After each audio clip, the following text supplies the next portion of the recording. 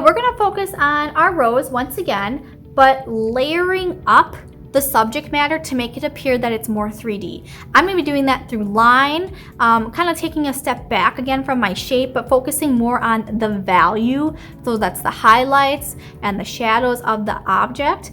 And to do this, so it's easier for you to see in the video, I've been using Sharpie markers and a gray marker as we build up this drawing, but I'm going to transfer into drawing and using pink for the layering section, building up color in 3D.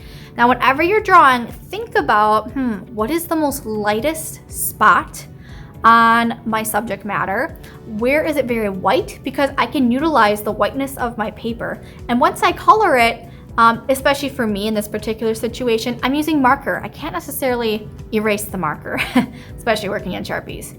So once again, I'm gonna be starting with layering up color. And we can do this using a lot of different stroking techniques.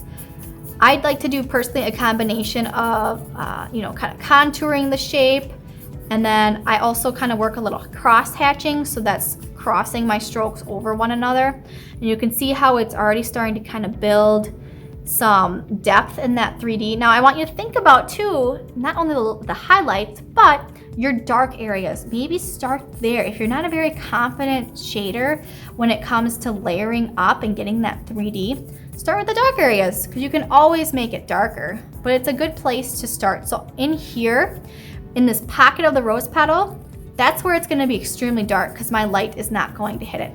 I am having my light source kind of come over from the top of the rose, so I'm gonna leave some of the spots where the light will reflect off of that. I'm just not gonna color it, and I'm gonna allow the sketchy part of my application, my hand, to just kind of go with it. Inside the rose, inside these shapes, once again, it's gonna be a little darker. So for me as the artist, I start by focusing on my highlights and my shadows, and I kind of just color what's in between to start out with. Okay, obviously in this part of the petal, because it's kind of close and it's a rounded edge, that petal, or maybe it's folding over, I'm gonna show that by a little more color on there. Now this petal down here is gonna be completely colored in. I might just leave a little white, but that's at the bottom of our rose. And don't be afraid to layer and go over these areas again. Here it's gonna be. Now I am not perfect in any way, but this is a really great start to layering. I'll demonstrate more layering in our details video when we kind of finalize as we build up our sketch.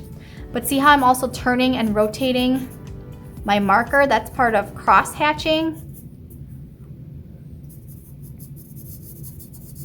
There, I'm gonna show you more of this in the stem, how I can get kind of a 3D effect by simply, okay, this right here on the side is gonna be dark. Under here, I already shaded that dark like a shadow in the previous video.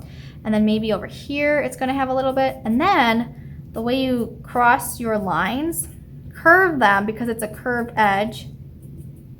I can kind of go back and it makes it look kind of highlighted in the areas I did not color.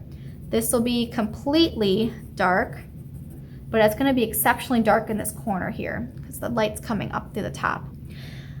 Layering again, let's do the leaf, but I'm gonna be using two colors because I don't want to imply that the leaf is shiny. I mean, maybe it is in real life. I'm just bringing more of the light and the glory to the flower or the rose. And then I'm gonna come in with a darker color towards the bottom of the leaf where it's kind of closest to the stem, like there's a seam there, okay? Light doesn't really get in here, and it doesn't really come over here and down towards the bottom. Remember when I talked about this area right in here? That's another example, okay? And it's probably not going to be really light underneath this side of the stem. Now, I've been saying a lot of light. What exactly does that mean? I'll demonstrate this in yellow, okay? The light's coming from that direction. I think that's a little helpful to see, okay? Now, that's a pretty good start for layering up our color and getting more of the details.